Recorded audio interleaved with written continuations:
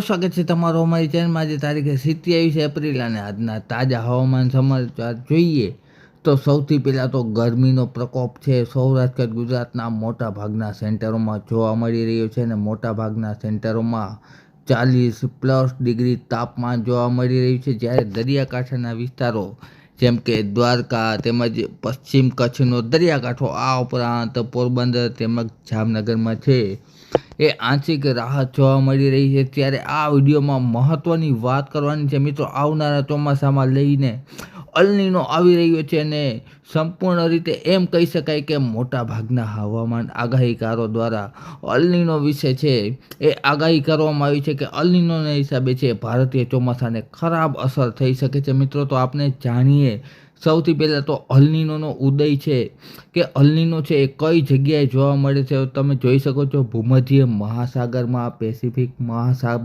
Pacific મહાસાગરમાં છે એ આ વિસ્તારમાં પેરુ દરિયાકાંઠે છે એનું તાપમાન છે સૌથી વધારે છે એ અલનીનોને અસર કરતું હોય છે, જેના હિસાબે ચોમાસામાં છે એનો મહત્ત્વનો ભાગ રહેલો છે અલનીનોનો। તો મિત્રો પેરુના દરિયાકાંઠે પશ્ચિમ બાજુ તમે જોઈ શકો છો આ વિસ્તાર છે એ નીનો 3.4 કહેવામાં આવે છે મિત્રો। નીનો 3.4નું માપદંડ છે એ વૈજ્ઞાનિકો દ્વારા માપવામાં આવતું હોય છે। ત્યારબાદ આ સમયગાળા દરમિયાન એટલે કે 2026માં હાલના સમયની વાત કરીએ તો આ સમુદ્ર સપાટીનું તાપમાન છે એ ગરમ થતું જોવા મળી રહ્યું છે મિત્રો। આ તાપમાન છે એ ગરમ થવાને લીધે અહીંથી છે જે પવનો છે અને સાથે સાથે સમુદ્ર પ્રવાહ છે, સમુદ્રની સપાટી છે, સમુદ્રના મોજાઓ છે જે પશ્ચિમ બાજુ છે એ ગતિ કરતા હોય છે મિત્રો। પશ્ચિમ બાજુ ગતિ કરવાને કારણે ગરમ મોજા છે એ ધીરે ધીરે છે એ ઓસ્ટ્રેલિયા તરફ આવે છે મિત્રો। પશ્ચિમ તરફ આગળ વધતા ઓસ્ટ્રેલિયા તરફ આવે છે અને ત્યારબાદ વાત કરીએ તો આ પવનો અને સાથે સાથે સમુદ્રની સપાટીના મોજાઓ છે એ ઓસ્ટ્રેલિયા અને માદાગાસ્કર વચ્ચે કે જ્યાં આપણું હાઈ પ્રેશર બને છે, ચોમાસા દરમિયાન હાઈ પ્રેશર બનતું હોય છે, હાલ ધીરે ધીરે હાઈ પ્રેશર છે એ આ ભાગમાં બનતું હોય છે મિત્રો। માદાગાસ્કર અને ઓસ્ટ્રેલિયા વચ્ચે હાઈ પ્રેશર બનતું હોય છે, જેમાં આ ગરમ પ્રવાહ છે, ગરમ મોજા છે એ ધીરે ધીરે તેમાં ઉમેરાય છે, જેના હિસાબે હાઈ પ્રેશર છે એ ધીરે ધીરે નબળું પડવા લાગે છે મિત્રો। નબળું પડવાને કારણે આ હાઈ પ્રેશર તરફથી આવતા ચોમાસું પવનો છે એ 15 મે બાદ છે એ ધીરે ધીરે આવી રીતે છે એ ભારત દેશ તરફ આવતા હોય છે મિત્રો।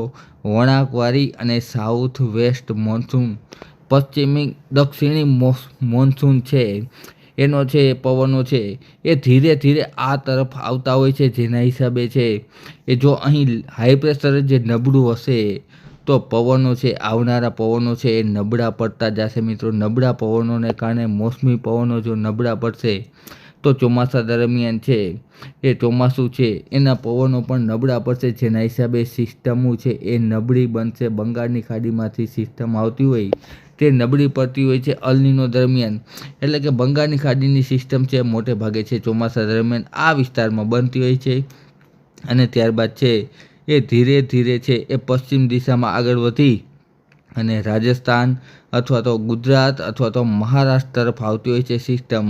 જે સિસ્ટમ છે એ સામાન્ય રીતે નબળી પડતી હોય છે અને અલનીનો ગાળા દરમિયાન એટલે કે અલનીનોનો જ્યારે સમય હોય છે ત્યારે સિસ્ટમો છે ઓછી બનતી હોય છે, પરંતુ સાવ એવું દર વખતે બનતું નથી, કારણ કે અલનીનો સિવાય પણ મહત્ત્વનું પરિબળ એક બીજું પરિબળ છે IOD, જેને કહેવામાં આવે છે ઇન્ડિયન ઓશન ડિપોલ, જે ભારતીય ચોમાસાને છે એ વેગ આપે છે।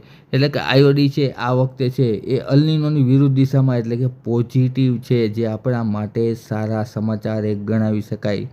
ભલે અલનીનો રહ્યો પણ સાથે સાથે IOD પોઝિટિવ છે, જેના હિસાબે જો સિસ્ટમ બનશે તો અરબ સાગરના ભેજવાળા પવનો છે, IOD પોઝિટિવ હોવાને લીધે ગરમ ભેજવાળા પવનો છે એ સિસ્ટમમાં દાખલ થશે અને સિસ્ટમને મજબૂત વેગ આપશે, જેના હિસાબે સિસ્ટમનો ઘણો ખરો વરસાદ છે એ ગુજરાતમાં છે એ સારો એવો જોવા મળે છે ચોમાસા દરમિયાન।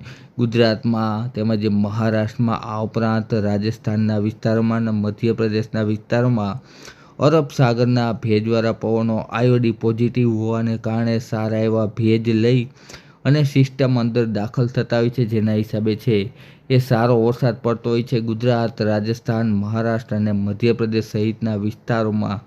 ટૂંકમાં કહીએ તો આયોડી છે એ સારો એવો પોઝિટિવ છે અને સામે કાંઠે છે એ અલનીનો છે એ ખૂબ જ સ્ટ્રોંગ થઈ રહ્યું છે મિત્રો. તો ચોમાસાની વાત કરીએ તો ચોમાસું છે એ આપણું સામાન્ય અથવા તો સામાન્યથી થોડું ઓછું રહી શકે છે. એમ કહી શકાય કે ચોમાસું છે એ 90થી 95% જેટલું સરેરાશ જોવા મળશે ભારતની દૃષ્ટિએ. આખા ભારતની વાત કરીએ તો ચોમાસું છે એ 90થી 95% રહી શકે, પરંતુ છે આયોડી પોઝિટિવ હોવાને કારણે જેનો સારો એવો લાભ છે એ ગુજરાત, રાજસ્થાન અને મહારાષ્ટ્રને મળશે. જેના હિસાબે ચોમાસાની વાત કરીએ તો ચોમાસું છે એ ગુજરાતનું 95% જેટલું અંદાજે રહી શકે છે મિત્રો. એક રીતે સારા સમાચાર ગણાવી શકાય કે 95% જેટલું ચોમાસું છે સામાન્ય રહી શકે છે. ટૂંકમાં હવામાન વિભાગ તરફથી અને વારંવાર અમુક આગાહીકારો તરફથી વાત થાય છે કે આ વખતે ગુજરાતમાં દુષ્કાળ પડવાનો છે, પરંતુ સાવ એવું નથી.